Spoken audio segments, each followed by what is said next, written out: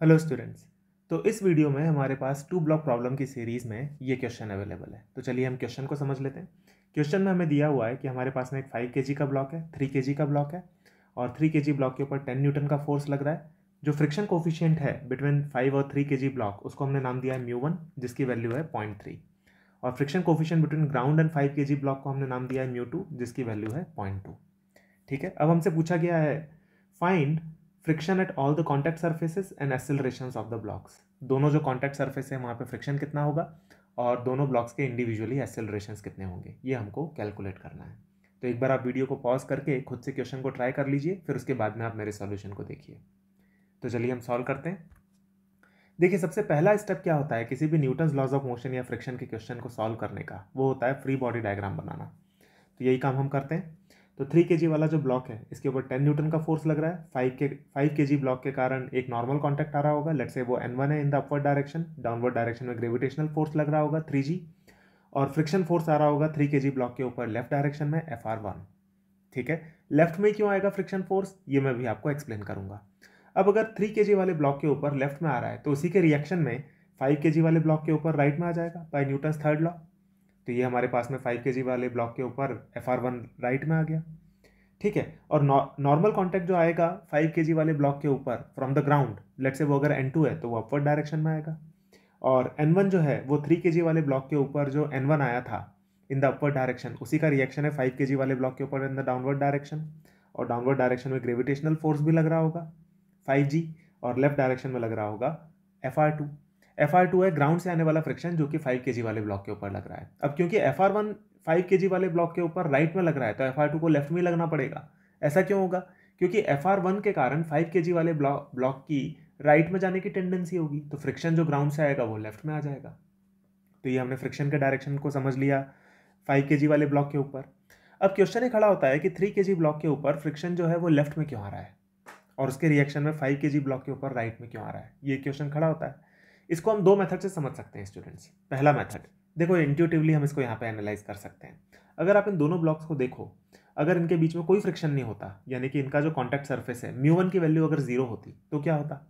तो ये होता कि 5 kg वाले ब्लॉक के ऊपर कोई फर्क नहीं पड़ता, 3 kg वाला ब्लॉक 10 न्यूटन फोर्स के कारण आगे चले जाता और 5 kg वाले ब्लॉक के ऊपर हॉरिजॉन्टल में नेट फोर्स 0 बने रहता और 3 kg वाला ब्लॉक थोड़ा आगे जाकर के नीचे गिर जाता 5 kg वाले ब्लॉक के ऊपर से।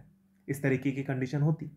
अब अगर दोनों के बीच में फ्रिक्शन है, यानी कि म्यू1 अगर नॉन जीरो होगा, तो क्या होगा कि 5 kg वाले ब्लॉक की टेंडेंसी होगी राइट में शिफ्ट होने की, यानी कि 5 kg वाले ब्लॉक के ऊपर फ्रिक्शन राइट में आया होगा। 5 kg ब्लॉक के ऊपर अगर फ्रिक्शन राइट में आएगा, यानी कि उसी के रिएक्शन में 3 kg वाले ब्लॉक के ऊपर फ्रिक्शन लेफ्ट में आ जाएगा। तो ये हमको फ्रिक्शन के डायरेक्शन समझ में आ गए कि 3 kg के ऊपर होगा लेफ्ट में, 5 kg के ऊपर होगा राइट में Fr1 की वैल्यूज। ठीक है, तो ये तो एक तरीका हुआ फ्रिक्शन को समझने का। दूसरा मेथड है जिसको मैं बोलता हूँ इनविजिबल थ्रेड मेथड।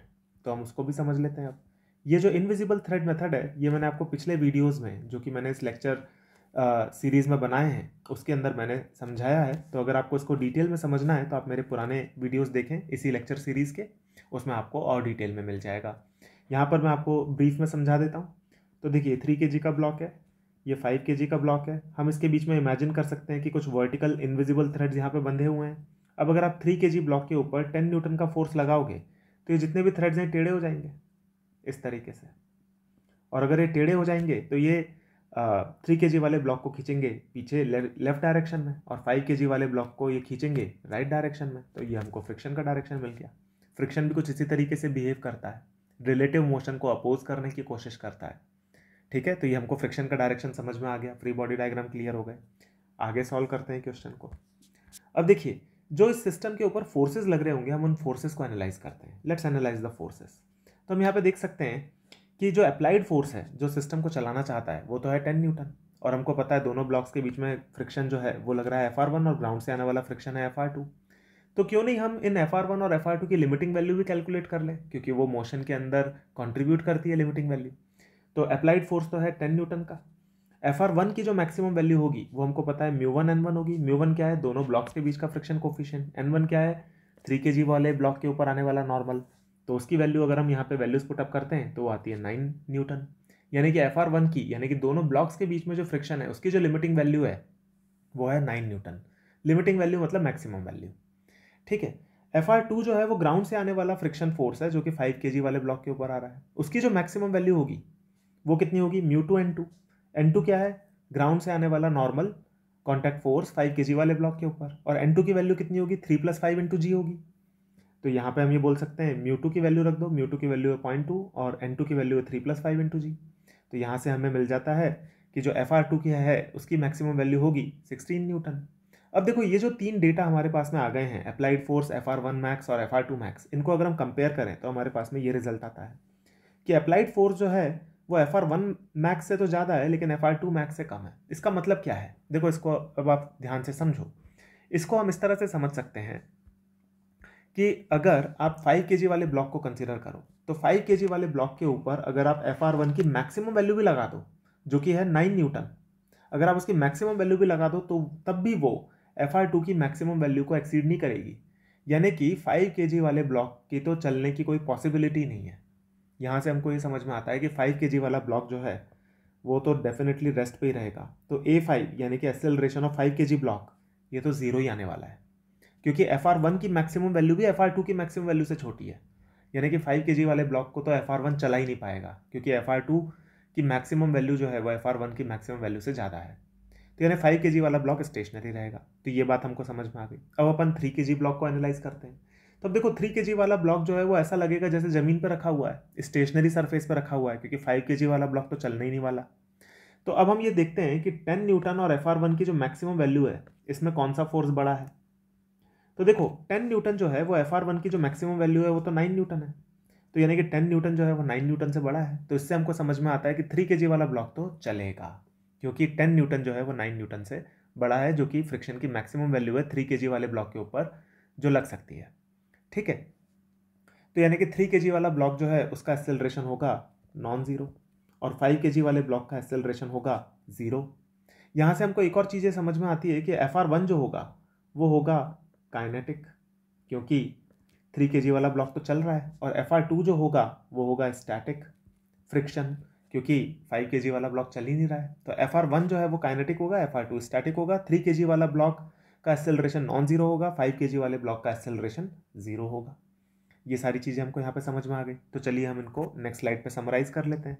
तो देखिए यहाँ पे मैंने यही लिखा हुआ है। तो यहाँ से हमको समझ में आता है कि 3 kg वाला ब्लॉक चलेगा ओवर 5 kg वाला block, but 5 kg block will remain stationery. ठीक है, और acceleration of 5 kg block will be zero and acceleration of 3 kg block will be non zero. इससे हमको समझ में आता है कि FR1 जो है, जो कि दोनों ब्लॉक्स के बीच का फ्रिक्शन है, वो तो फिर काइनेटिक फ्रिक्शन होगा, और काइनेटिक फ्रिक्शन की वैल्यू सिंपली μN होती है। तो यहाँ से हमको पता लग गया कि काइनेटिक फ्रिक्शन जो होगा दोनों ब्लॉक्स के बीच में वो 9 न्यूटन होगा, और FR2 जो होगा वहाँ स्टैटिक फ्रिक्शन होगा वो, तो उसकी वैल्यू भी 9 न्यूटन हो जाएगी। ये हमको कैसे पता लगा, देखो FR1 जो है उसकी वैल्यू तो 9 न्यूटन आई गई है, और 5 kg वाला ब्लॉक हमको पता है चलने वाला नहीं है। चलने वाला नहीं है तो FR2 को तो स्टैटिक होना पड़ेगा, और स्टैटिक फ्रिक्शन अप्लाइड फोर्स के बराबर होता है। FR1 जो है वो चलाने वाला फोर्स है, जो कि 5 kg ब्लॉक को चलाना चाहता है, और 5 kg ब्लॉक नहीं चल रहा है, यानी FR2 की वैल्यू भी FR1 के बराबर हो जाएगी। तो FR2 की वैल्यू आ गई 9 न्यूटन, लेकिन क्योंकि 5 kg ब्लॉक चल नहीं रहा है तो वो स्टैटिक फ्रिक्शन होगा। तो ये सारी चीज़ें हमको क्लियर हो गई। अब क्वेश्चन ये खड़ा होता है कि 3 kg वाले ब्लॉक का एक्सेलरेशन क्या होगा। तो ये बहुत आसानी से हम निकाल सकते हैं। हमको ये तो पता ही है FR1 की वैल्यू क्या है, 10 न्यूटन का फोर्स इसके ऊपर लग रहा है, तो 10 - FR1 डिवाइडेड बाय 3, ये हो जाएगा 3 kg वाले ब्लॉक का एक्सेलरेशन। यही कैलकुलेशन हमने यहाँ पे की हुई है। तो यहाँ पे सबसे पहले हमने स्टेट कर दिया FR1 जो है वो काइनेटिक फ्रिक्शन है 9 न्यूटन का, FR2 जो है वो स्टैटिक फ्रिक्शन है 9 न्यूटन का, acceleration of 5 kg block zero है, और एक्सेलरेशन ऑफ 3 kg ब्लॉक जो होगा वो हो जाएगा 10 - FR1 डिवाइडेड बाय 3, जैसा कि हम फ्री बॉडी डायग्राम से देख सकते हैं। तो यहाँ पे हमको पता है FR1 की वैल्यू है 9 न्यूटन, तो ये वैल्यू हमने रखी, तो हमारे पास में आ गया acceleration of 3 kg block is 1/3 metre per second square. तो 3 kg वाला जो ब्लॉक है उसका एक्सेलरेशन है 1/3 मीटर पर सेकेंड स्क्वायर, और ये हमारे सारे के सारे आंसर्स आ गए। ठीक है, तो देखिए कितना मज़ेदार क्वेश्चन था। तो इसको आप एक बार खुद से भी करने की कोशिश कीजिए इस पूरे एक्सप्लेनेशन को समझने के बाद में। कोई भी क्वेश्चन हमको तभी समझ में आता है स्टूडेंट्स, जब हम अपने हाथ से उसको करते हैं बिना सॉल्यूशन देखे और राइट आंसर तक खुद से पहुंचाते हैं, तब आपका कॉन्फिडेंस बिल्डअप होगा। तो आप एक बार इसको खुद से सॉल्व कीजिए अगर आपसे पहली बार में नहीं हुआ था तो, और हम लोग मिलेंगे और वीडियोज़ में जिसके अंदर हम लोग और भी अच्छे कंसेप्ट और क्वेश्चंस को डिस्कस करेंगे। Thank you.